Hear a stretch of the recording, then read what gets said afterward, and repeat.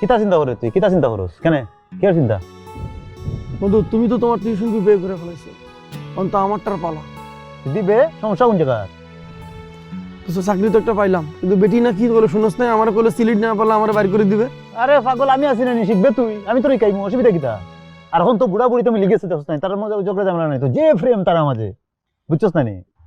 বুঝলাম তাদের ভেজাল নাই কিন্তু যদি আমার আবার জিগায় যে সিলিটি কিছু বলো তো আমার তো এ পাগল কি কবে আমি শিখাইমু তোরে